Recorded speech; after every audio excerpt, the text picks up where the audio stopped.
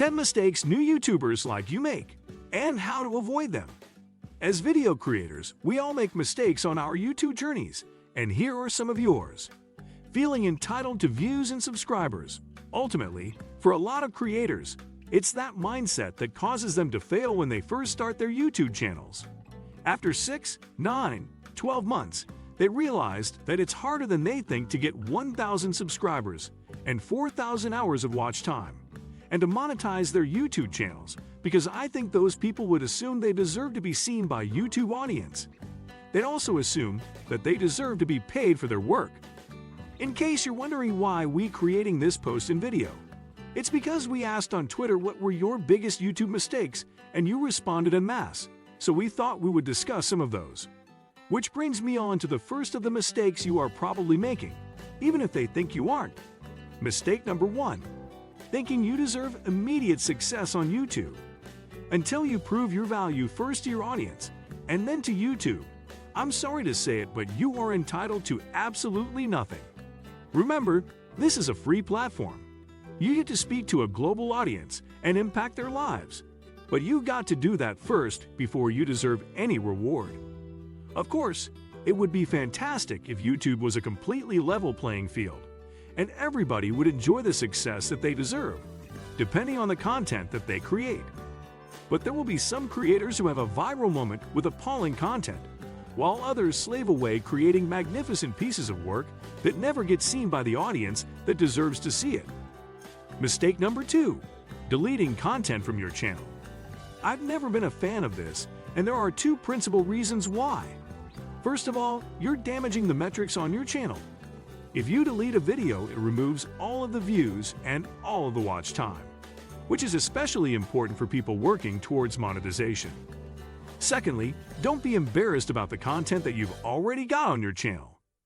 Mistake number 3. Neglecting your audio quality. I've said this before, and I've stressed it heavily in the VidIQ Academy, which of course you can check out. The first tech upgrade should be audio.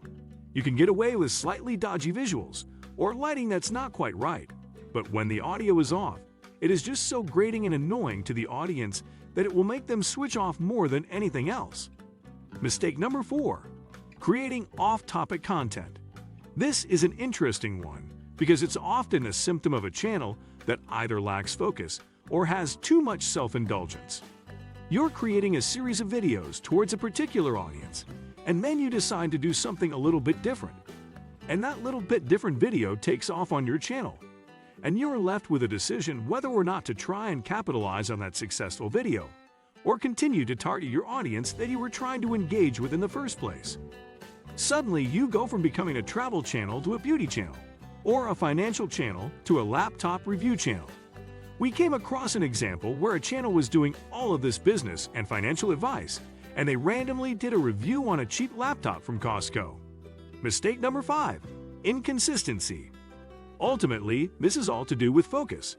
Finding your niche, going 2 inches wide a mile deep on a particular topic, and building an audience through consistency. Which naturally leads us to the topic of inconsistency. This can come in many different shapes and sizes. I think we've already talked about topic inconsistencies, but for a lot of creators, it's the inconsistency of video output. This is why it's good to have some sort of schedule in the back of your mind. Mistake number 6. Leaving YouTube for an extended break. We've seen this phenomenon occur several times with channels when we've been auditing them on the VidIQ YouTube channel. Every Tuesdays at 11 o'clock Pacific Standard Time. Sorry for the plug there. There are channels that have tens of thousands of subscribers, and the most recent videos are getting barely a couple of hundred views. And when we scroll through their list of videos, 6, 7 years ago, the videos they were making were getting tens of thousands of views, but unfortunately the channel took a significant break. And in that time, the landscape of YouTube has changed radically. Mistake number 7. Starting to create content too late. And then there are those on the flip side of this YouTube mistake that are cursing about not starting early on YouTube. First of all, if you're beating yourself up because you think you missed the boat because you want to start now, but you had no intention of doing so years ago, don't beat yourself up. This is the same as blaming yourself for not buying Bitcoin when it was uber cheap or right now, not starting on the Byte social media platform. Because who knows how that's going to turn out in the future. Mistake number 8. Anything to do with sub for sub. Yeah, you're right. This is probably the oldest YouTube mistake in the book. And I'm glad a couple of people recognize this as an error in their ways. Watch this video for why. Mistake number 9. Trying to imitate other creators. When a viewer watches content on YouTube and subscribes to a channel, they usually do it because they have some sort of connection with the creator, and it is content that they can't get anywhere else. So if your plan is to try and mimic an already well-established channel, the viewer is going to simply ask the question, why should I follow you? Why should I be interested in your content if I can get it from somewhere else with a more well-established channel who probably does better content than you? If you're trying to imitate them, now I'm not going to sit here and point to you and just say be yourself, because as soon as you press a record button, for me at least, there's a different kind of pressure as if you're on stage. Mistake number 10. Trusting just one social video platform. Yeah, all right. Nice little dig at Google and YouTube there. But I guess behind this mistake, there is a certain element of truth. Because if you put all of your eggs on one social media basket, all it takes is for YouTube to flick a switch, like they have done with the Apocalypse and KOPPA and the FTC, to see your channel, your audience, your potential business fall through the floor. What do you think of our video? Let me know in the comment section below.